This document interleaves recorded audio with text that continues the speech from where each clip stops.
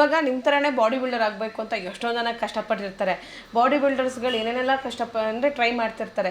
But ಕೆಲವೊಬ್ಬರಿಗೆ ಅದು achievement ಮಾಡೋಕ್ಕಾಗಲ್ಲ. ಅವ್ರಿಗೆ ನೀವು ಒಂದು ಮಾರ್ಗದರ್ಶನದಲ್ಲಿ ಹೇಳೋದಾದರೆ ಏನು ಹೇಳ್ತೀರಾ? ಅವರು ಯಾವ ರೀತಿಯಾಗಿ ಏನು ಎಕ್ಸಸೈಸ್ಗಳನ್ನ ಮಾಡಬೇಕು, ಯಾವ ರೀತಿಯಾಗಿ ಸ್ಟ್ರಿಕ್ಟಾಗಿರಬೇಕು, ಅವ್ರ ಗೋಲನ್ನು ಹೇಗೆ ಫಾಲೋ ಮಾಡಬೇಕು ಅಂತ? ನಾನು ಹೇಳೋದು ಒಂದೇ, ಈಗ ಬರ್ತಕ್ಕಂಥ ಯುವಕರು ಈಗ ಎಲ್ಲರೂ ಈಗ ಸೋಷಿಯಲ್ ಮೀಡಿಯಾ ಬೆಳೆದಿರೋದ್ರಿಂದ, ವಾಟ್ಸಪ್ಪು ಯೂಟ್ಯೂಬು ಎಲ್ಲ ಬಂದಿರೋದ್ರಿಂದ ಭಾಳ ಜನಗಳು ಯಾರ ಕೈಲೆಲ್ಲ ಮೊಬೈಲ್ ಇದಾವೆ, ಎಲ್ರಿಗೂ ಅವರೇ ಮಾಸ್ಟರ್ಗಳಾಗಿ ಹೋಗ್ಬಿಟ್ಟಿದ್ದಾರೆ. ಏನಾದರೂ ಒಂದು ಜೀವನದಲ್ಲಿ ಸಾಧನೆ ಮಾಡಬೇಕಂದ್ರೆ ಎಲ್ಲ ಅವರೇ ಸಾಧನೆ ಮಾಡಬೇಕಾದ್ರೆ ಮಾಸ್ಟರ್ಗಳಾಗಿರೋದು. ನಾನು ಹೇಳೋದೇನೆಂದರೆ, ಅವರು ಎಲ್ಲದಕ್ಕಿಂತ ಮಿಗಿಲಾಗಿ ನೀವು ನಿಮ್ಮ ಗುರಿಯರಿಗೆ ಫಸ್ಟ್ ಗೌರವ ಕೊಡೋದನ್ನ ಕಲಿಬೇಕು. ನೀವು ಎಲ್ಲೇ ಇದ್ರೂ ಕೂಡ ನೀವು ಏನಾದರೂ ಮಾಡ್ತೀರಿ ಅಂತಂದರೆ ವ್ಯಕ್ತಿಗಳಿಗೆ ಬೆಲೆ ಕೊಡಬೇಕು. ಮತ್ತು ಅಲ್ಲಿ ಯಾರು ಅವರಿಗೆ ಮಾರ್ಗದರ್ಶನ ಕೊಡ್ತಾರೋ, ತರಬೇತುದಾರಿದಾರೋ, ತಂದೆ ತಾಯಿಂದಿರೋದಾರೋ, ಅವ್ರು ಹೇಳಿದ್ದನ್ನ ಮಾತನ್ನು ಕೇಳಬೇಕು.